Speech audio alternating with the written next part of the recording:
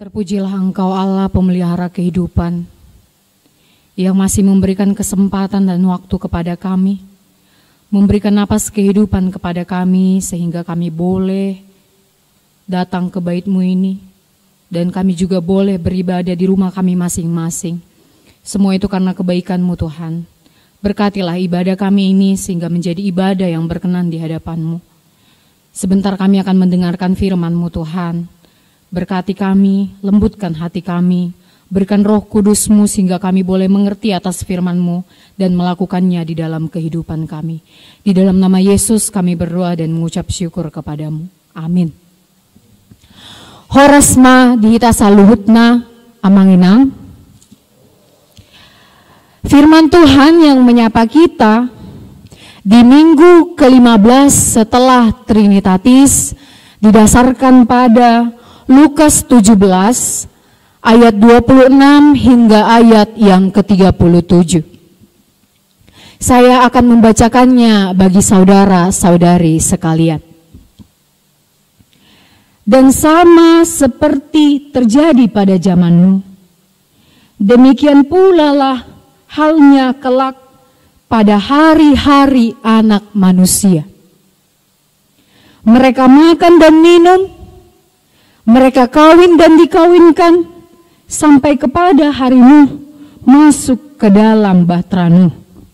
Lalu datanglah air bah dan membinasakan mereka semua. Demikian juga seperti yang terjadi di zaman Lot. Mereka makan dan minum, mereka membeli dan menjual, mereka menanam dan membangun. Tetapi pada hari Lot pergi keluar dari Sodom, turunlah hujan api dan hujan belerang dari langit dan membinasakan mereka semua. Demikianlah halnya kelak pada hari di mana Anak Manusia menyatakan dirinya. Barang siapa pada hari itu sedang di peranginan di atas rumah dan barang-barangnya ada di dalam rumah, janganlah ia turun untuk mengambilnya. Dan demikian juga orang yang sedang di ladang, janganlah ia kembali. Ingatlah akan istri Lot. Barang siapa berusaha memelihara nyawanya, ia akan kehilangan nyawanya. Dan barang siapa kehilangan nyawanya, ia akan menyelamatkannya. Aku berkata kepadamu, pada malam itu ada dua orang di antara satu tempat tidur, yang seorang akan dibawa dan yang lain akan tinggal. Ada dua orang perempuan bersama-sama menyilang, yang seorang akan dibawa dan yang lain akan ditinggalkan. Kalau ada dua orang di ladang, yang seorang akan dibawa dan yang lain akan ditinggalkan. Kata mereka kepada Yesus, "Di mana Tuhan?" Katanya kepada mereka, "Di mana ada mayat, di situ berkerumun burung nasar." Demikianlah pembacaan firman Tuhan. Bapak, Ibu, serta saudara-saudari sekalian, firman Tuhan bagi kita di minggu ke-5 setelah Trinitatis ini adalah mengenai parousia, yaitu hari kedatangan Tuhan. Tuhan Yesus berkata, tidak ada seorang pun yang tahu kapan persis datangnya hari Tuhan. Kedatangan Tuhan diibaratkan seperti pencuri di malam hari. Datang dengan tiba-tiba. Tidak ada yang tahu kapan harinya, kapan waktunya, kapan jamnya. Lantas, apakah yang kita lakukan dalam ketidaktahuan, dalam masa penantian akan kedatangan hari Tuhan? Apakah kita akan berdiam diri saja tanpa melakukan apa-apa? Bagaimana sikap kita dalam menanti hari Tuhan? Yang pertama, pergunakanlah waktu yang diberikan. Jangan tunggu hari esok. Jika hari ini engkau bisa mengerjakannya, kerjakanlah hari ini. Waktu tidak akan pernah menunggu kita. Waktu akan terus berjalan dan berlalu. Untuk itu tetaplah berkarya, tetaplah bekerja. Selagi ada waktu, orang-orang beriman harus tetap melakukan kebaikan. Orang-orang beriman harus tetap berkarya dan bekerja, menjadi berkat bagi banyak orang. Melakukan segala sesuatu hanya untuk kemuliaan Tuhan. Yesus dengan tegas mengatakan, tidak ada seorang pun yang tahu kapan itu hari Tuhan akan datang. Bisa sudah dekat, bisa juga masih jauh. Tidak ada yang mengetahuinya. Karena itu, marilah pergunakan waktu dengan baik. Nikmatilah dan jalanilah hidup kita dengan baik.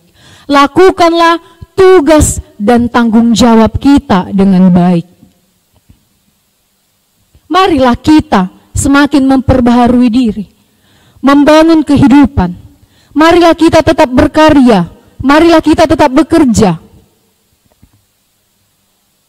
Dan itu hanya untuk kemuliaan nama Tuhan. Yang kedua, tetaplah berjaga-jaga dan berharap. Tetaplah berjaga-jaga dan berharap. 2000 tahun yang lalu, Yesus Kristus telah disalibkan. Sampai saat ini, Allah masih memberikan kehidupan kepada kita. Kita masih bisa hidup, kita bisa menikmati hari-hari kita sampai detik ini. Dan dalam hidup kita, hati-hati, jangan sampai di dalam masa penantian kita didapati tidak siap. Kita didapati berleha-leha atau terlena.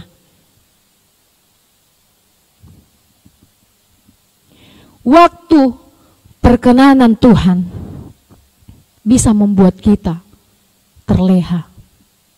Kenapa? Sebentar lagi. Belum waktunya. Selagi masih ada hari, nikmati hidup.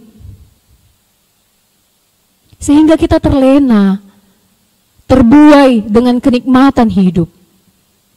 Dan kita lupa untuk memperbaharui diri. Kita lupa untuk bertobat. Seperti yang terjadi pada zaman Nuh. Manusia-manusia pada zaman itu, Nuh sudah mengingatkannya bahwa akan datang air bah. Tapi orang-orang mentertawakannya karena dia membuat bahtera di bukit. Apakah mungkin air sampai ke bukit? Itulah pemikiran manusia yang begitu kecil. Tapi setelah air bah datang dan pintu bahtera tertutup, sadarlah manusia. Padahal ketika Nuh memberitahu, mereka sangat sibuk dengan kehidupannya. Tetap dalam pesta pora, tetap dalam kenikmatan dunia. Tetap berleha-leha, tetap makan dan minum. Ingatlah, akhir segala sesuatu sudah dekat. Kita sebagai orang yang beriman haruslah tetap berjaga-jaga. Haruslah tetap berpengharapan menanti hari kedatangan Tuhan. Jangan takut. Marilah kita mempersiapkan diri kita.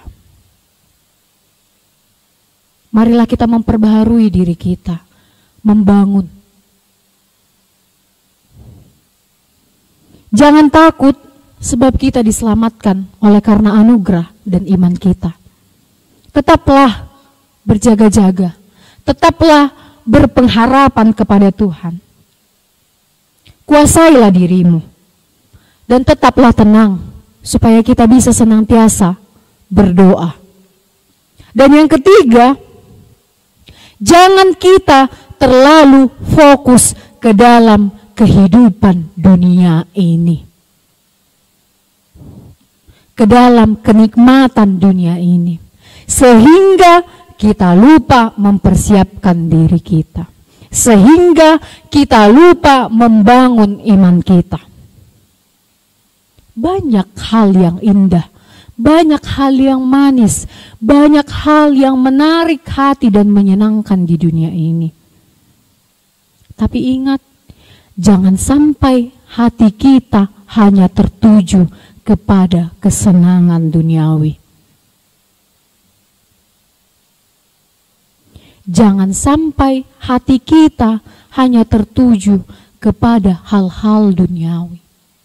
Kekayaan, kekuasaan, kehormatan, dan lain sebagainya. Seperti kisah istri Lot, Allah sudah memerintahkan supaya mereka keluar dari Sodom dan Gomora.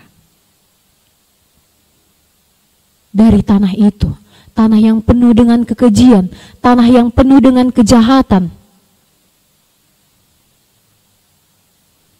Allah sudah mengingatkan.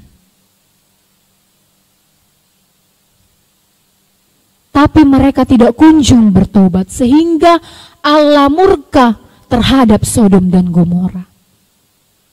Sodom dan Gomora merupakan peringatan atas kemurkaan Allah terhadap sikap manusia.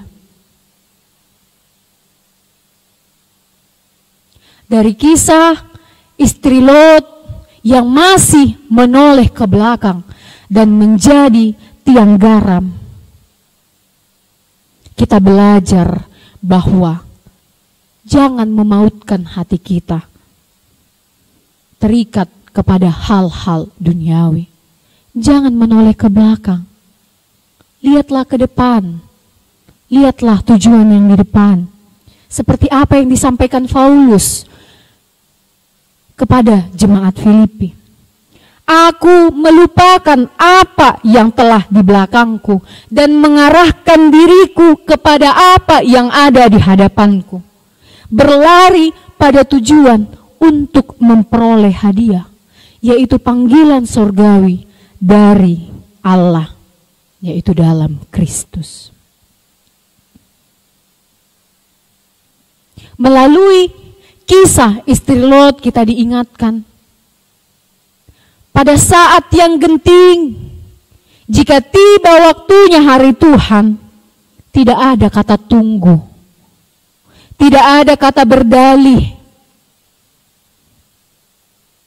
Semua apa yang kita punya, baik itu harta, baik itu kekuasaan, apapun itu yang kita punya, harus kita lepas untuk menghadap Tuhan. Kita harus meninggalkannya demi Tuhan.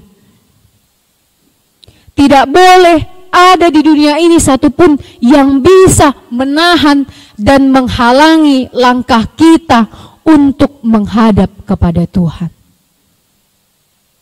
Apapun itu. Jadi jangan sempat kita terlalu memfokuskan diri kita, terlalu memberikan hati kita sepenuhnya kepada dunia ini. Sadarilah, hari Tuhan semakin dekat. Marilah mempersiapkan diri. Pada hari yang ditentukan Allah, Yesus Kristus akan datang untuk menjemput orang yang percaya dan yang setia kepadanya. Tak ada waktu atau kata sebentar, tunggu dulu, atau berdalih karena ini dan itu. Berjaga-jagalah dan setialah menanti harinya Tuhan. Ingatlah, jangan kita mau diikat, jangan kita mau dikuasai, bahkan terpenjara oleh kehidupan di dunia ini.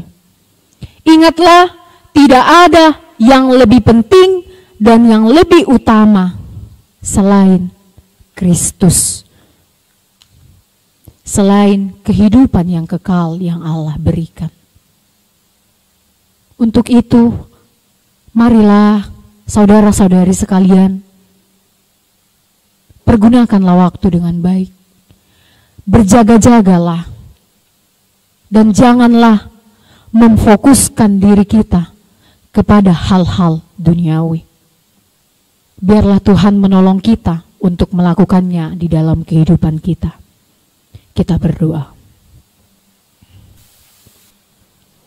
Terima kasih Tuhan buat firman-Mu yang boleh meneguhkan kami, mengingatkan kami bahwa hidup di dunia ini adalah kesempatan, bahwa hidup kami adalah milik-Mu. Dan seketika itu akan berlalu ya Tuhan. Kami diingatkan pada hari kedatangan-Mu kelak, supaya kami senantiasa berjaga-jaga ya Tuhan. Supaya kami senantiasa berpengharapan kepadamu. Mempergunakan waktu kami, mempergunakan talenta kami, karya kami, pekerjaan kami hanya untuk kemuliaan nama-Mu. Kami adalah orang yang lemah Tuhan. Tapi kami yakin ya Tuhan, atas penyertaan-Mu, Engkau akan menyertai dan menguatkan kami menjalani kehidupan kami. Senantiasalah melangkah di depan kami, membimbing kami dan mengajar-ajari kami.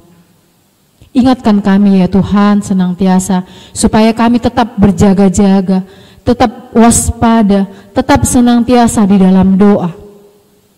Semakin membangun diri kami, memperbaharui diri kami ya Tuhan. Jangan biarkan kami ya Tuhan terlena dengan kenikmatan dunia ini.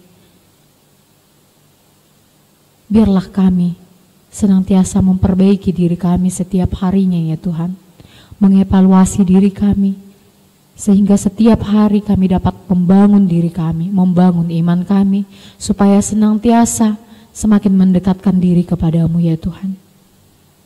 Terima kasih ya Tuhan, biarlah kehendak-Mu yang jadi di dalam kehidupan kami. Di dalam nama Yesus kami berdoa dan mengucap syukur kepadamu. Amin.